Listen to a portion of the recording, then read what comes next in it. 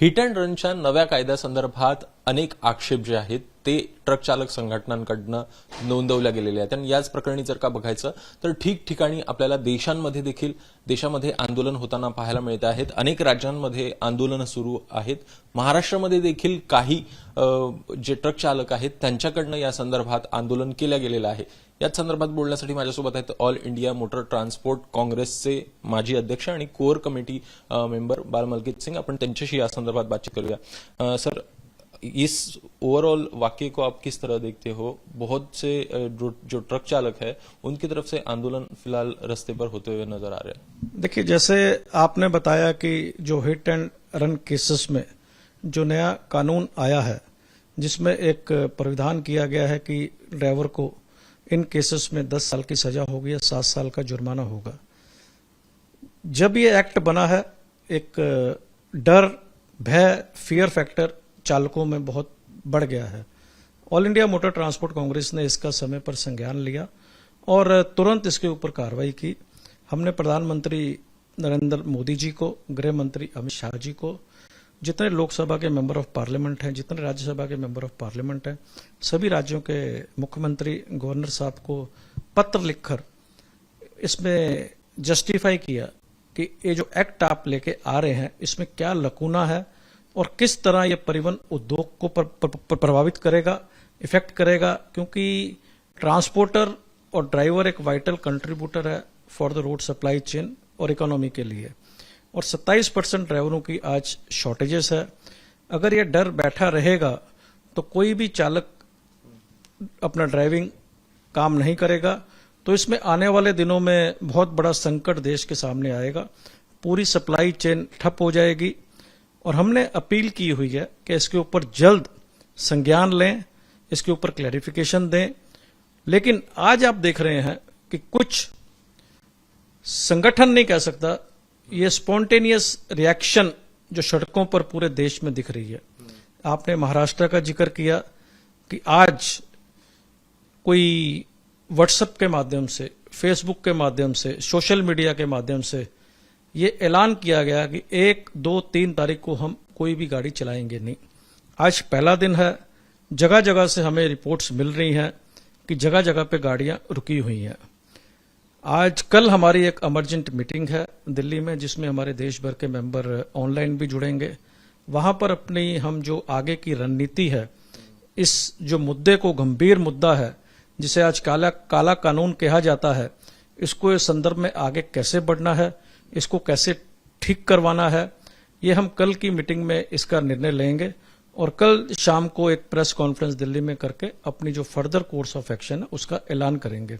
लेकिन आज की डेट में भी हम फिर सरकार से अपील करते हैं कि देरी मत करिए. पहले ही देरी काफी हो चुकी है और ये दिन ब दिन आंदोलन बढ़ता जाएगा. इसके ऊपर बहुत जरूरी है कि सरकार की तरफ से क्लैरिफिकेशन आए. हमने तो ड्राइवर भाइयों से भी अपील की है कि आप जल्दबाजी मत करिए. अभी एक्ट है, रूल्स बनने हैं, ऑब्जेक्शन सजेशंस आनी है. लेकिन आज की तारीख में वो कोई भी चीज हमारी मानने को तैयार नहीं है. एक स्पॉन्टेनियस रिएक्शन सड़कों पर दिख रहा है और ये आने वाले समय में और तेजी में ये आंदोलन आपको सड़कों पर दिखेगा. दूसरी तरफ अगर सर देखा जाए तो किस तरह की माल ढुलाई जो है वो होती है और इम्पैक्ट हो सकता है? अगर फिलहाल देखा जाए तो पेट्रोल और डीजल्स के जो गाड़ियां है वो फिलहाल रुकी हुई नजर आ रही है. और कौन से माल ढुलाई है जो नॉर्मली हमारे देश में होती है? देखिए, सभी पदार्थ सुबह न्यूज़पेपर से लेके, दूध से लेके, वाटर बॉटल से लेके, ये कहीं ना कहीं ट्रांसपोर्ट के माध्यम से देश भर में एक कोने से दूसरे कोने पे ढोया जाता है. इसमें एसेंशियल कमोडिटीज है जैसे पेट्रोलियम प्रोडक्ट्स हैं, दवाइयां हैं, इसको एसेंशियल कमोडिटीज में दिया जाता है. फूड ग्रेन्स हैं और नॉन एसेंशियल कमोडिटीज है जो बंदरगाह का माल है, फैक्ट्रीज का रॉ मटेरियल है, फैक्ट्रीज का फिनिश गुड्स है.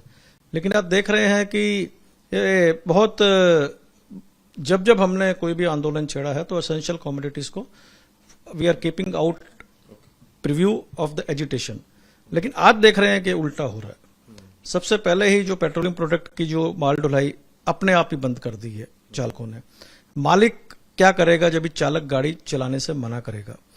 तो एक बड़ी गंभीर स्थिति है और जो भी सामान हमारे घर पर आता है वो कोई ना कोई ट्रक से आता है, कोई ना कोई चालक लेके आता है।